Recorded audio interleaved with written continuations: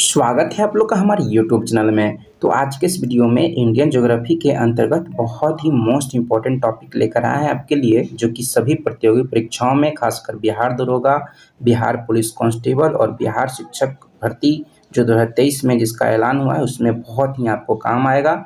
और इस वीडियो में आपको बताएंगे भारत का स्थिति यानी कि लोकेशन पूरे दुनिया में कहाँ पर है, भारत का विस्तार क्या है यानी कि अक्षांशीय विस्तार, देशांतरीय विस्तार भारत का क्या है, और भारत के बीचों बीच से होकर गुजरने वाली कर्क रेखा, उसको कर्क रेखा कहते किसको हैं, और कर्क रेखा से होकर भारत के कौन कौन से राज्य गुजरते हैं, और भारत का जो भारतीय मानक समय रेखा है जिसको 82.5 डिग्री देशांतर रेखा कहते हैं। 82.5 डिग्री देशांतर रेखा ही क्या है, भारत का मानक स्टैंडर्ड टाइम है। इसी से क्या करते हैं, भारत में आपका समय का निर्धारण करते हैं। ये रेखा कौन कौन से राज्य से होकर गुजरता है, ये सारा बात आपको बताएंगे। ये सारे से जो है, इन सारे टॉपिक से जो है क्वेश्चन हर परीक्षा में पूछे जाते हैं। तो सबसे पहले आपको बताते हैं भारत का स्थिति पूरा मानचित्र के माध्यम से बताएंगे, तो आपको बहुत ही आसानी से समझ में आ जाएगा। आप देखेंगे तो आपको लगेगा कि हाँ ये तो बहुत आसान है। तो भारत का स्थिति यानी कि लोकेशन की बात करें तो भारत का स्थिति और लोकेशन और आपका विस्तार जानना है तो सबसे पहले आपको अक्षांश रेखा और देशांतर रेखा जानना होगा। और यहाँ पे देख रहे हैं ये हमारा ग्लोब है, पृथ्वी का नमूना ही को क्या कहते हैं, ग्लोब कहते हैं। ये आपका क्या है, ग्लोब है, जो कि पृथ्वी का एक नमूना है। इस पर देख रहे हैं बहुत सारी रेखाएं खींची हुई है और ये ग्लोब पर ही खींची हुई है। पृथ्वी पर ऐसा रियली में वास्तविक रूप से कोई रेखा खींचा हुआ नहीं है, ये सारे के सारे काल्पनिक रेखा हैं, इमेजिनरी लाइन है। ठीक है, तो ये रेखाएं क्या क्या है, तो आप देखेंगे ये रेखाएं दो तरह की है, एक है आपका अक्षांश रेखा, दूसरा आपका है देशांतर रेखा। तो सबसे पहले आपको बताते हैं कि अक्षांश रेखा क्या होता है। तो देख रहे हैं ये ग्लोब है, ग्लोब के बीचों बीच से होकर एक रेखा गुजरती है जिसको 0 डिग्री अक्षांश रेखा कहा जाता है। और इसका और भी बहुत सारा नाम है, इसको विषुवत रेखा के नाम से भी जाना जाता है, विषुवत रेखा के नाम से भी जाना जाता है। 0 डिग्री अक्षांश रेखा को विषुवत रेखा के नाम से भी जाना जाता है। और इसका एक और नाम है आपका भूमध्य रेखा। क्या नाम है, भूमध्य रेखा भी कहा जाता है। 0 डिग्री अक्षांश रेखा को भूमध्य रेखा या विषुवत रेखा या इसी को इक्वेटर कहते हैं, इंग्लिश में क्या कहते हैं, इक्वेटर कहते हैं।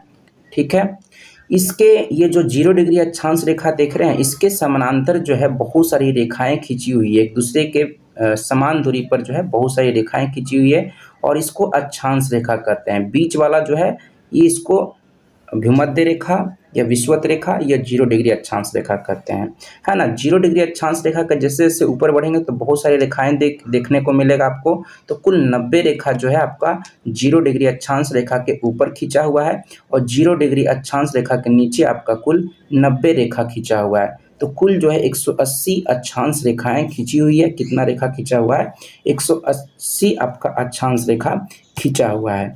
और ये जो 0 डिग्री अक्षांश रेखा है यह आपका ग्लोब को 2 गोलार्धों में बांटता है।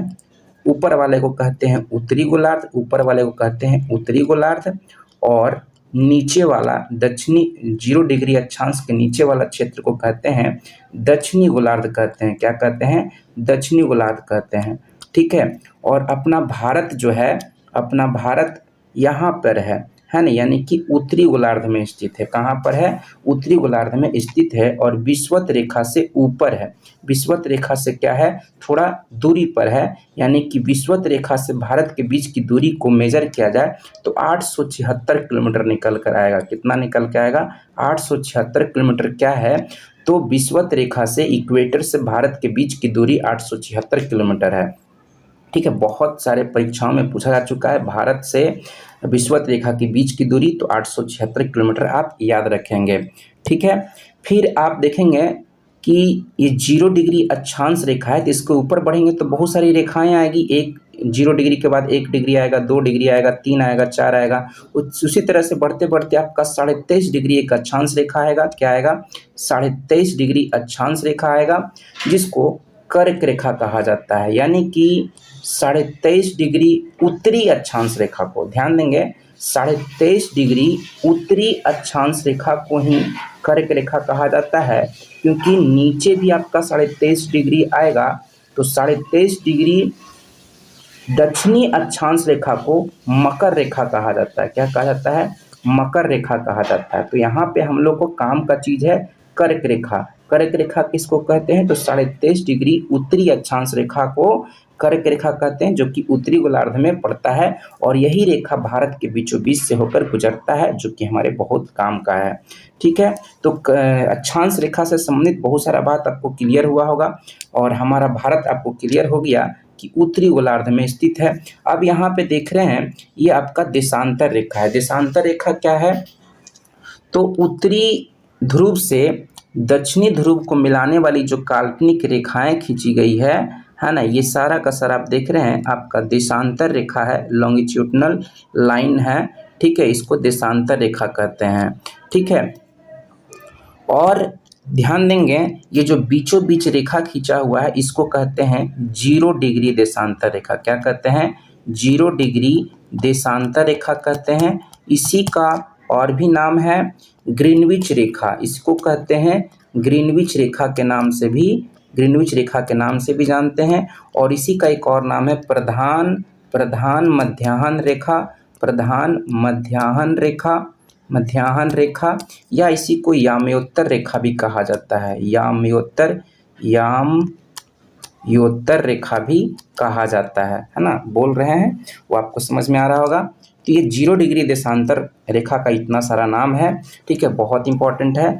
और 0 डिग्री देशांतर से आप पूरब की तरफ चलेंगे तो आपको ये देशांतर रेखा, बहुत सारा देशांतर रेखा दिख रहा होगा। ठीक है, कुल 180 देशांतर रेखा आपका पूर्वी देशांतर में खींचा हुआ है। ये 0 डिग्री देशांतर जो है ना, ये ग्लोब को 2 देशांतरों में बांटता है, पूर्वी देशांतर और पश्चिमी देशांतर। पूर्वी देशांतर और पश्चिमी देशांतर। तो पूर्वी देशांतर में भी 180 देशांतर रेखा खींचा हुआ है और पश्चिम में भी आपका 180 देशांतर रेखा खींचा हुआ है। तो कुल कितना देशांतर हो गया? तो 360 देशांतर रेखाएं खींची हुई है। ठीक है, अब बात करते हैं कि हमारा भारत जो है यहाँ पर स्थित है, जैसा कि आपको बताया है ना, उत्तरी गोलार्ध में स्थित है। अब ये भारत यहाँ पे देशांतर में पता करेंगे कौन से देशांतर में है, पूर्वी देशांतर में है या पश्चिमी देशांतर में। तो आप देख रहे हैं ये 0 डिग्री देशांतर रेखा के पूरब साइड में भारत है। ठीक है, तो ये पूर्वी देशांतर में पड़ेगा। तो एक लाइन आप लिखेंगे कि हमारा भारत जो है उत्तरी गोलार्ध और पूर्वी देशांतर में स्थित है ना। लोकेशन आपको पता चल गया। ठीक है, अब समझेंगे कि भारत का विस्तार है ना, क्या विस्तार में क्या पढ़ना है आपको? अक्षांशीय विस्तार और देशांतरीय विस्तार। तो यहाँ पे भारत है, ठीक है, तो ये 0 डिग्री अक्षांश रेखा है और ये वाला जो देख रहे हैं ये 0 डिग्री आपका देशांतर है।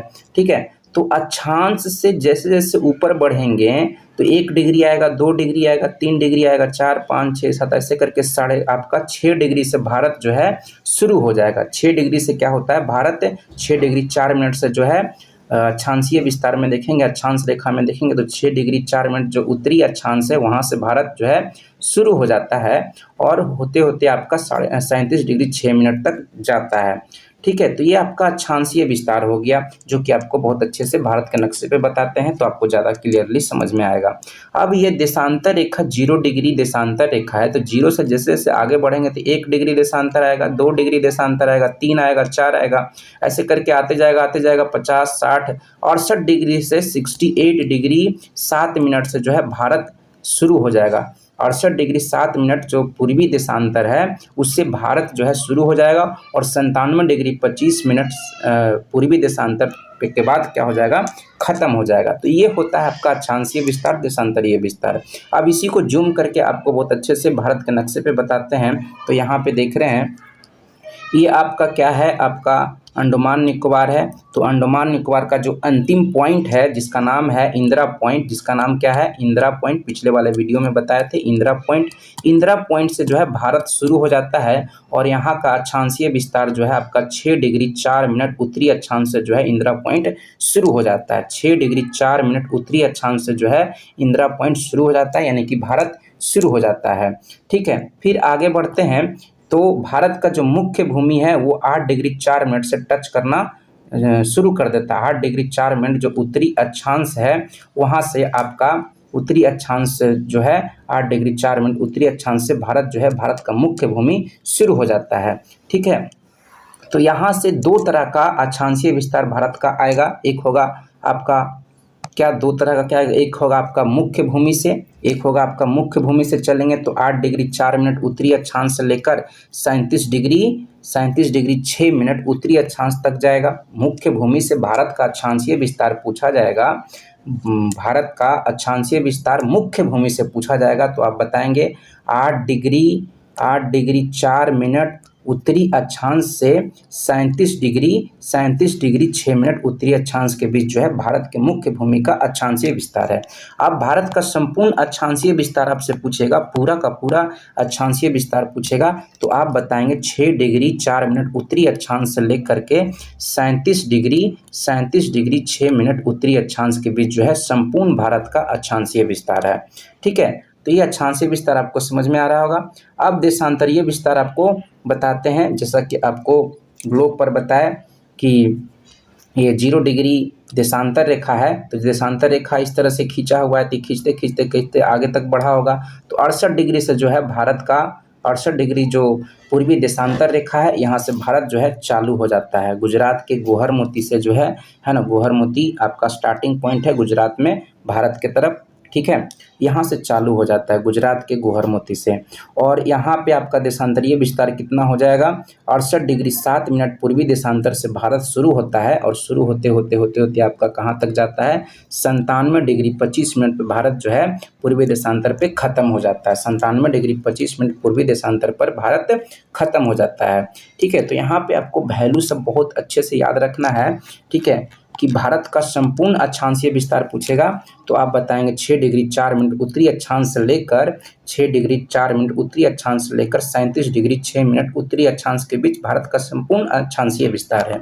और भारत के मुख्य भूमि से पूछेगा, भारत के मुख्य भूमि से पूछेगा तो आप बताएंगे 8 डिग्री 4 मिनट उत्तरी अक्षांश से लेकर 37 डिग्री 6 मिनट उत्तरी अक्षांश के बीच जो है भारत का अक्षांशीय विस्तार है। तो अक्षांशीय विस्तार में 2 तरीके से क्वेश्चन पूछे जा सकते हैं, तो इसको ध्यान में रखेंगे। फिर आपका देशांतरीय विस्तार बताएं कि 68 डिग्री 7 मिनट से चालू होता है, पूर्वी देशांतर से चालू होता है।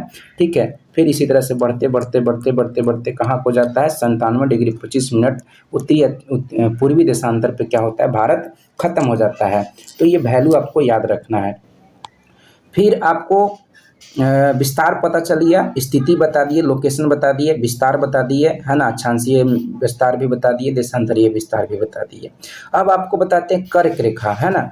कर्क रेखा जो है भारत के एकदम बीचों बीच से होकर गुजरता है, और भारत में कर्क रेखा जो है कटिबंधों का निर्धारण करता है ना, जलवायु का, मौसम का, तापमान का, ये सब का निर्धारण जो है कर्क रेखा करता है ना। कर्क रेखा ही तय करता है कि भारत में आपका किधर गर्मी होगा, किधर क्या होगा, वर्षा ज़्यादा होगा, किधर ठंडा ज़्यादा पड़ेगा। तो देखें कर्क रेखा के उत्तर वाला जो भाग है ये शीतोष्ण कटिबंध में आता है। कर्क रेखा के ऊपर वाला जो भाग है शीतोष्ण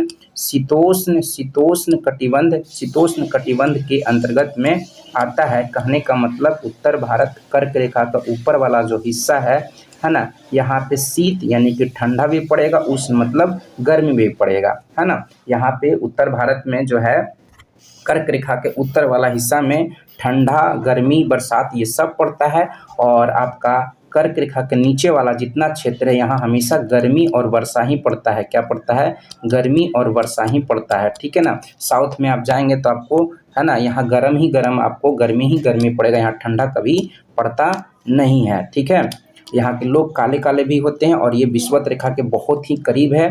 ठीक है, ये विषुवत रेखा क्या है, आपका साउथ वाला एरिया जो है बहुत ही करीब है, और विषुवत रेखा पर क्या होता है, आपका सूर्य किरणें सीधी पड़ती है, तो इधर क्या होता है, गर्मी ज़्यादा पड़ता है। ठीक है, और अपना भारत जो है यहाँ पे है, तो ये देख रहे हैं कि ये विषुवत रेखा के बहुत करीब है, 876 किलोमीटर दूरी पर ही है। तो साउथ वाला एरिया जो है कर्क रेखा के नीचे, वहाँ गर्मी बहुत ज़्यादा पड़ता है। ठीक है, तो यहाँ पर आपका क्लियर हो रहा होगा।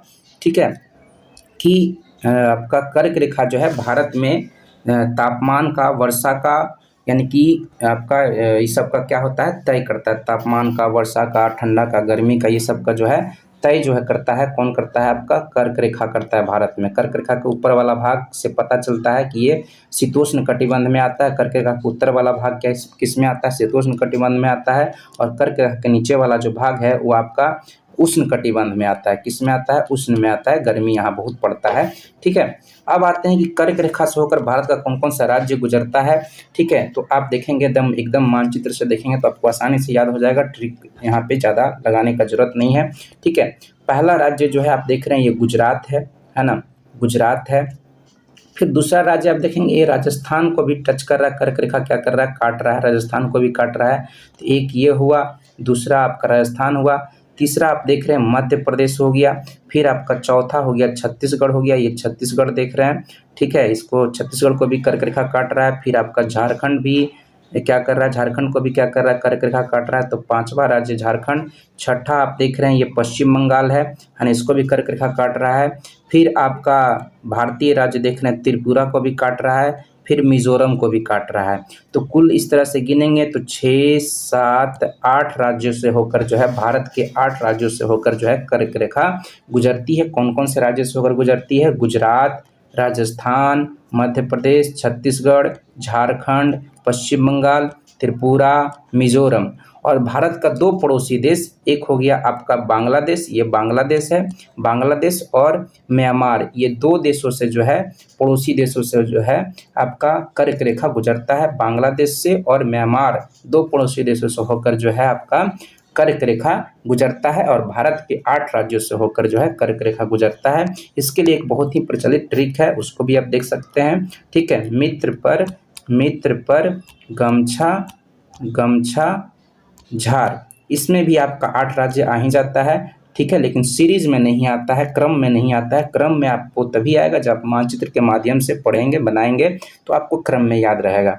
ठीक है, ऐसे ट्रिक को भी देख लीजिए। मी से हो जाएगा मिजोरम, त्र से हो जाएगा त्रिपुरा, प से पश्चिम बंगाल, र से राजस्थान, ग से गुजरात, म से हो जाएगा आपका मध्य प्रदेश, झार से हो जाएगा आपका झारखंड, है ना, छा से आपका छूट गया छत्तीसगढ़। ठीक है, तो इसमें भी 8 राज्य आ जाता है, मित्र पर गमछा झार, है ना। लेकिन आपसे क्रम में पूछेगा तो आपको मानचित्र वाला ही सीरीज आपको याद रखना है।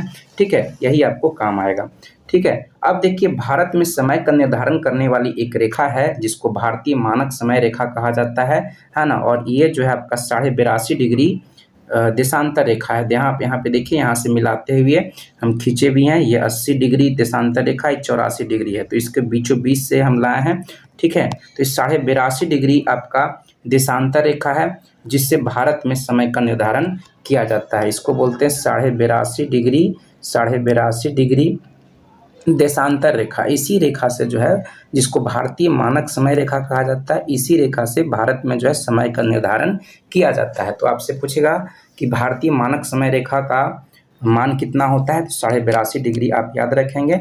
इसी से क्या होता है, भारत में समय का निर्धारण किया जाता है। और ये भारत के किस किस राज्य से होकर गुजरता है। ठीक है, आपसे क्वेश्चन पूछेगा कि भारत के किस राज्य से होकर भारतीय मानक समय रेखा नहीं गुजरता है, तो आपको पता रहेगा किस राज्य से गुजरता है, तो आप बता सकते हैं कि किससे नहीं गुजरता है। देखेंगे ये बीचों बीच देखिए लाए हैं।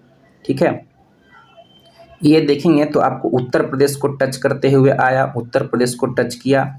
फिर देखेंगे मध्य प्रदेश को भी ये टच किया है। ठीक है, छत्तीसगढ़ को भी टच किया है। ठीक है, फिर आप देख रहे हैं उड़ीसा को भी टच किया है। ठीक है, ये और आंध्र प्रदेश को भी टच किया है। तो देखेंगे उत्तर प्रदेश 1, मध्य प्रदेश 2, छत्तीसगढ़ 3, उड़ीसा 4 और आंध्र प्रदेश 5 राज्यों से होकर जो है 82.5 डिग्री देशांतर रेखा गुजरती है। यानी कि भारतीय मानक समय रेखा जो है भारत के कितने राज्यों से होकर गुजरती है, तो 5 राज्यों से होकर गुजरती है। उत्तर प्रदेश, मध्य प्रदेश, छत्तीसगढ़, उड़ीसा और आंध्र प्रदेश से होकर गुजरती है। ठीक है, और कर्क रेखा से होकर गुजरने वाला भी बता दिया आपको। तो इतना सारा बात आपको बताई, सारे से क्वेश्चन जो है कहीं ना कहीं पूछे जाते हैं, कॉन्सेप्चुअल क्वेश्चन पूछे जाते हैं, तो आपका मानचित्र के माध्यम से पूरा क्लियर रहेगा तो आप बता सकते हैं। ठीक है, अब पिछले वीडियो में आपको भारत का लंबाई चौड़ाई भी बता ही दिए थे। ठीक है, तो उत्तर से दक्षिण लंबाई कितना है। ठीक है, तो उत्तर से दक्षिण आप लंबाई आपको बताए थे 3214 किलोमीटर, याद रखेंगे, पूछा जाता है। पूरब से पश्चिम लंबाई पूछेगा आपसे, या पश्चिम से पूरब या पूरब से पश्चिम, बात बराबर पड़ा। 2933 किलोमीटर जो है आपका पश्चिम से पूरब लंबाई है भारत का, और उत्तर से दक्षिण आपका 3214 किलोमीटर है ना। तो इस तरह से आपका पूरा का पूरा इंडियन ज्योग्राफी के अंतर्गत जितना भी बेसिक चीज़ें हैं आपका, वो सारा का सारा आपको बता रहे हैं। ठीक है, मिलते हैं नेक्स्ट वीडियो में। Thank you.